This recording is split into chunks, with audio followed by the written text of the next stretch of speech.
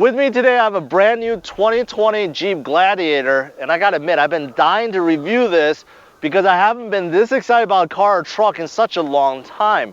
Take a look at it. It looks like a Wrangler, all the ruggedness of a Wrangler, but in truck format, and I simply love that. Now, we all know Jeep Wranglers are great to go off-roading with. They have great ground clearance, approach angle, departure angle. You could throw on large tires. You could disconnect your sway bar electronically. You could lock your differentials, and I could go on and on and on. And all those features can be found on a Gladiator as well, which means this is perfectly suited to go off-roading. And you know what? It's probably pretty good at it too. But how good is it on the road? Can you daily drive this, and will you enjoy that drive? That's what I'm here to find out. So in this review video, learn everything there is to know about this brand new Gladiator so you can decide if this is the right truck for you. Stay tuned. I want to give a big shout out to Jack Phelan of Chrysler, Dodge, Jeep, and Ram. So if you're in the market for a brand new Chrysler, Dodge, Jeep, or Ram, check out this dealership. Their information is on the screen and in the description below. Starting with the outside, the front end looks exactly like a Jeep Wrangler, and that's perfect. The Gladiator has a rugged look that no other truck can replicate. The side fenders and bumpers expose the massive 33-inch tires on this Rubicon. The grille, circular headlights instantly let you know that this is from the Jeep family. The headlights and fog lights are incandescents, but an optional LED lighting group converts the headlights, fog lights, turn signals, and tail lights into LED. Now, the red tow hooks that come standard on the Rubicon are also a nice touch, as well as the hood, which has a unique pair of vents. Now, moving on to the side, now you could tell this is no ordinary Jeep. The 137-inch wheelbase can certainly be seen here, as the rear wheels are way in the back below the 5-foot bed. Overall, this Gladiator is 31 inches longer than a Wrangler Unlimited. And that's entirely the point. This Gladiator allows jet skis, dirt bikes, bikes, 2x4s, or furniture to be hauled easily. With the Rubicons, you get 17-inch aluminum wheels and standard 33-inch all-terrain tires, but you can opt for mud terrain tires as you see here. And as for suspension, you get specially tuned Fox shocks for the Rubicon. The rugged looks from the front and side unfortunately doesn't translate to the back side. The bed and tailgate are pretty plain looking. The square taillights stick out on each side, and the lower bumper resembles the front, including the red tow hooks. The Rubicon can tow up to 7,000 pounds. Now, the engine is a 3.6-liter V6 pushing 285 horsepower and 260 pound-feet of torque. You could choose a 6-speed manual or an optional 8-speed automatic. The tailgate is surprisingly light and has a soft open. The soft tonneau cover is optional and opens up pretty easily. All you have to do is pull on the red tab on either side and start rolling. Inside the bed, you can opt for a spray and bed liner as you see here, or get your own. With the cargo management group option, you get rails and hook tie downs for strapping things in, a 400-watt plug for tools, and part of the package includes locking storage under the second row seats, which I'll show you in a little bit. Now, as for the second row in the Gladiator, it is roomy, and this Rubicon is full of leather. The seats have nice red stitching on the sides.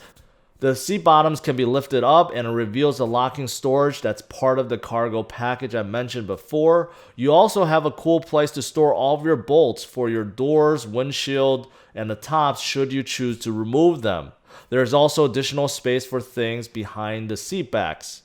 As for amenities, you get a pair of vents, a pair of cup holders, a household outlet, and 4 USB ports. Oh, you get speakers on top of your head as well. As for space, I'm 5 feet 10 and I have about 2 inches of legroom left and about 6 to 8 inches of headroom. Overall, it's pretty comfortable back here. I'm behind the steering wheel, so let me show you the cabin and some of the features you'll find in this brand new Gladiator. Starting with the steering wheel, you'll find this shared among other Jeeps, and that's okay. I like this design. It looks modern, and I do like the feel quite a bit. It's the right thickness. The leather that's wrapped around feels really nice. The only thing I would like to see is maybe the 10 and 2 spot being a little bit thicker, but overall, I think this is a good steering wheel. I'll let you guys know how this is once I start driving. Now, you do see a lot of red stitching on the inside, right? And that's because this is the Rubicon edition. Now, as for the buttons starting on this side, this is all for cruise control. Now, not all Gladiators do get adaptive cruise control. This Rubicon does. So this controls everything in terms of setting, your distance, and all that good stuff. Now on this side, this is phone control, pretty easy. And this is to control the gauge cluster, which in my opinion looks fantastic. It has that traditional Jeep feel, yet it's modernized, right? So you could see the speedometer, tachometer, pretty traditional, right?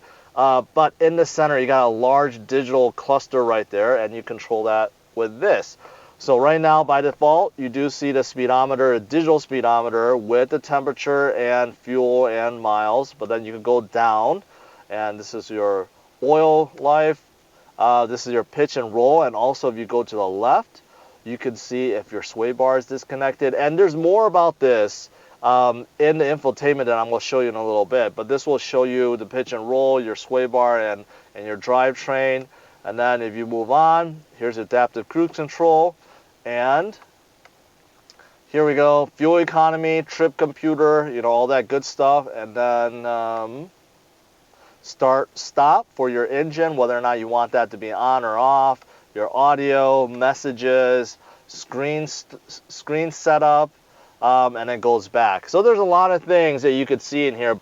Now moving on to this side, this is pretty standard for light control. This is for dimming, right? And over there, that's where you control your mirrors. And you may be wondering, hey, where's the window controls? Well, that's moved over here that I'll get to a little bit. But take a look at these handles, right? Aluminum handles, nice and beefy. I really like that. The mirrors. The mirrors is a surprise. They are really small. It's a square shape rather than a rectangle shape. And to me, right away when I got in, I'm like, man, those are small mirrors. So I'll let you guys know how that is. And then you can see the triangle in the corner. That is for the blind spot monitoring. Now moving on to infotainment, on this Rubicon, you'll find an 8.4-inch Uconnect screen. And this is fantastic. This is the same interface as what you'll find in a Grand Cherokee or Cherokee and some of the other Jeeps out there. But the screen is very large, very, very high resolution. The resolution is so high, in fact, there are times where I think this is just like a set picture because it is that clear. Okay, and on the bottom, completely customizable. So right now, it's media, climate controls, app, nav, phone, settings. But if you didn't like any of those, let's say you never use, I don't know, navigation, you can replace it. Now, if you go into apps, this is everything, including climate control, including the apps, you know, everything bundled together, right? But if you didn't want, say, navigation, you could simply hold down one and move it down. There you go. Now the off-road button is there instead of navigation. That's pretty cool. So you can customize this however you want. And in terms of lag, well, there is none. I mean, this is very, very smooth, very quick. Overall, I like this a lot. Now, let me show you this off-road app is actually kind of cool. Kind of like what you saw in the gauge cluster. This shows you more, right? So it shows you a sway bar, if it's connected or not connected. It shows you what, if you're in two-wheel drive, four-wheel drive, high, low. It'll tell you if your front or rear differential are locked or unlocked, right? So it gives you a whole bunch of information. And over here, of course, you have your pitch and roll, if you're on incline. Here you have just other gauges that you don't see, right? Like battery voltage, trans temperature, coolant temperature, things like that that you don't see in the gauge cluster. So this is definitely a really cool app. It's called Off-Road Pages. You also do have Apple CarPlay, Android Auto. Those are standard, so no worries there. Now if you go to controls, you can control a few things such as your heated steering wheel, your heated seats, but you can also control those through physical buttons. But you know, it's nice that it's in here. Backup camera, mirror dimmer. That is really unique how you can control that through the infotainment. Normally there'll be a button here or something, so that's kind of cool. Now if you go into backup camera, take a look at that. It is really big. And like I said, the resolution is really, really high. I don't know if it comes through, but you could definitely see every detail. This is a huge improvement compared to a lot of the cars I review where the camera is just low def. It's kind of, grainy. That's not the case with this. Really high def. So I really like this Uconnect infotainment screen. Combined with the dash, right? Which is kind of like an old school setup. Now you have new school right in the middle, right? The combination of the two, I think, is brilliant. Now, if you didn't like to use the touchscreen, Jeep made sure there's a whole bunch of buttons to control everything that you would need to. For example, I showed you guys the heated steering wheel and heated seats. Those are there. Volume knob, auto, fan control, tuning for radio. Those are all pretty standard. Underneath, you could turn off your screen. Hill descent, this is parking sensor, traction control, engine auto start stop, which I normally turn off, mute, right? And you got some temperature controls and some modes that you can adjust. So it's a lot of buttons, but they actually do make a lot of sense. Just takes getting used to. Now down here, this is the window controls. It's weird because a lot of Europeans would put that over here or something, but most car manufacturers put it on the door. But because of how narrow the door is, I could see how it's smart to move them in the center here. So you do have to get used to that. There's a 12V outlet, media. This is where you can find some USB port, USB-C, aux port, and then you have a lot of aux buttons. So take a look. If you wanted to hook up aftermarket stuff, you could definitely hook it up to here, so you don't have to jerry-rig your own switch or anything like that. Now this is what's special on a Rubicon, all these off-road stuff that you would want on your Gladiator. For example, locking differential. You could turn it all off, or you could just lock the rear only, or you can lock the front and the rear. So you can do that. Sway bar, this is how you could disconnect it. Electronic sway bar disconnect. That is fantastic. Especially those of you guys that are going off-roading. You're going over large rocks. You need that wheel articulation, right? That is really useful. Here's an off-road plus, kind of like a off-road management traction control. That's also here, right? And of course, you can control your four-wheel drive. Right now, by default, two-wheel high. You could go four-wheel high and then go four-wheel low. This is a standard shifter, right? You can manually shift. There is no paddle shifters in here, but you can manually shift if you wanted to. You have a regular brake, not an electronic brake. This is rare these days. You really don't see this anymore. Couple cup holders, armrest. It's really high up. I like that. If you open it up, you get another USB port. You just get a whole bunch of space in there, and you can open up just the top side where you could just, put pens or pads or whatever you want in here. So it is a dual stage, kind of like armrest storage thing. All right, then take a look at the seats. In this Rubicon, everything is in leather. It feels really good, and of course, stitch Rubicon, and that's where you see a lot of the red stitching, right? You see it on the steering wheel, you see it on the seats, and it also carries into the door panel. Right, so overall, I like this look. I mean, I think it's just a really good combination of old school and new school. And speaking of old school, take a look at top.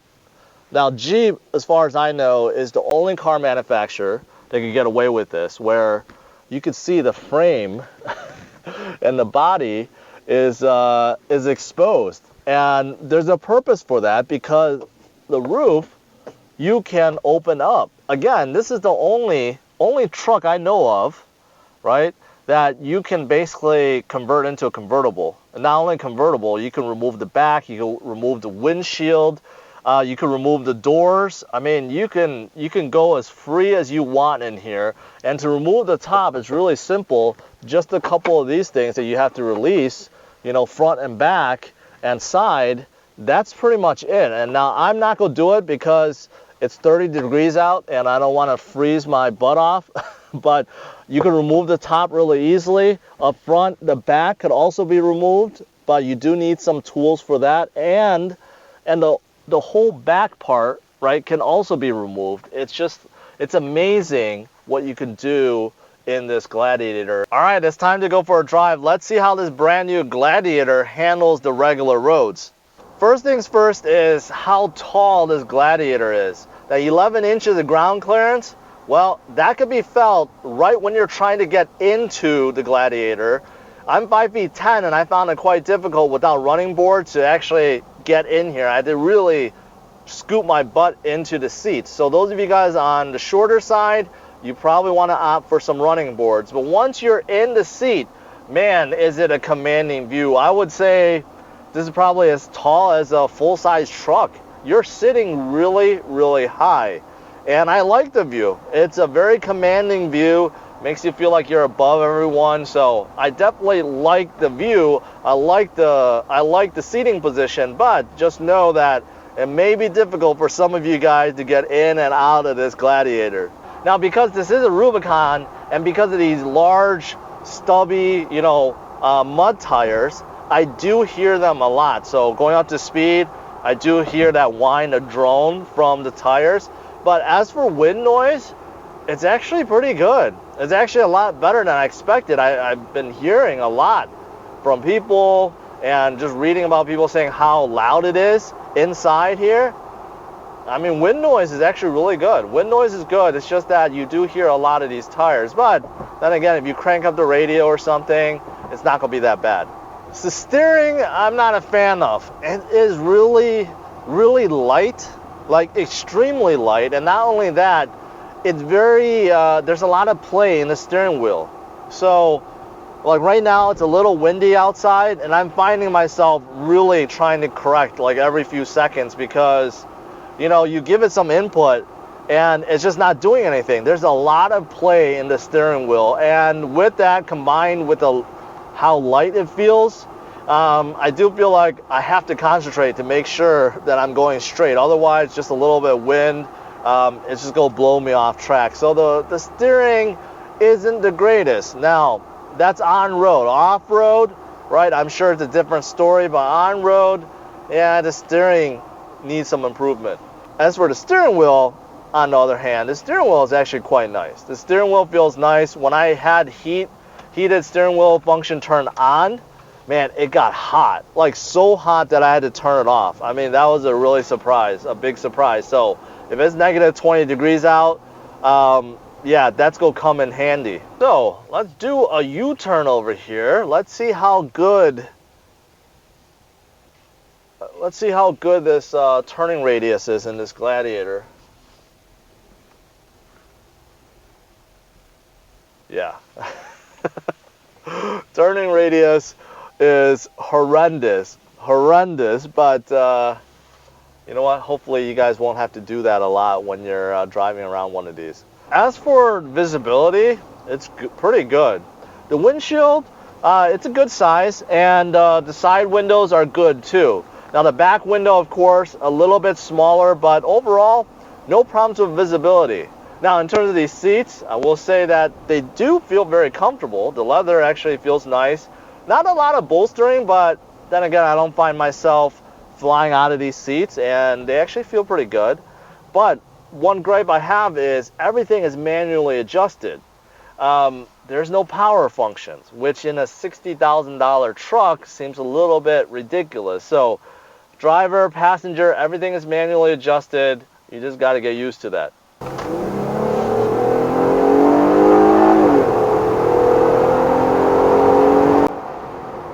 Not bad, not bad. This V6 made this 8-speed. I don't find it. I don't find it slow. It's definitely adequate. The engine makes a ton of noise. I don't know if that's resonating through the video. The engine makes a lot of noise. Just the engine noise, not a lot of exhaust. At least I don't hear it. But I got up to 60 in a good amount of time. It's definitely not slow, but it's not the fastest truck out there.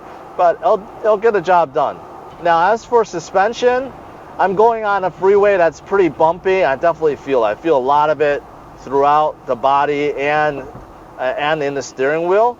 So I expected the suspension to be a little bit softer since this was made to go off-road, right? But it could be because of these large tires, you know, these stubby tires. That could be the reason. The brakes feel pretty good. Nothing unusual. It catches on when you expect it, and the Gladiator comes to a stop pretty easily, so I like the brakes. Those of you guys that want a rugged look, you know, like a Wrangler look, you get it. You want to go off-road, right? You want to go off-roading and have all the capabilities of not getting stuck and having a good time. You get that in here as well. And plus, you get the practicality where you can store things in the bed and haul it. You want to make a trip to Home Depot. You want to get a new grill. You want to get mulch, right? You want to get 2x4s. You don't want to get the insides dirty or try to strap it to your roof like I see some guys do. You could throw it in the trunk. You could throw it in a bed, and that's it, right? So this is kind of like the best combination of everything combined, and it's brilliant. There are 4 trim levels to the brand new Gladiator, starting with the base Sport, which comes in around $33,500. Then you got Sport S, Overland, and finally Rubicon, and that's the one I'm testing today. It starts at $43,500, but the optional packages do add up quickly, so the one I'm testing comes in right around $60,000. Lastly, let's look at the good and bad to this brand new Gladiator. Starting with the good, it definitely has rugged and bold exterior looks. There is finally a bed for the Wrangler. The equipment is unbeatable for off-roading. There's a great infotainment and digital cluster inside. The seats are comfortable with a good view. And finally, the doors, windshield, tops, back window are all removable. Now, as for the bad, there are a few things as well. Everything seems to be optional and the price adds up quickly. There is some wind and road noise that can be heard. The steering has way too much play and is too light. It can be difficult to get in without running boards for some. The seats are manually adjusted, no power functions. And finally, the suspension and tires are a bit bumpy. Overall, I'm giving the brand new Gladiator Rubicon a score of 107, and if you want to see how this ranks among its peers, check out driversonlyrankings.com. Thanks for watching this, guys. Make sure you hit the like and subscribe to the channel and check out some of these other videos.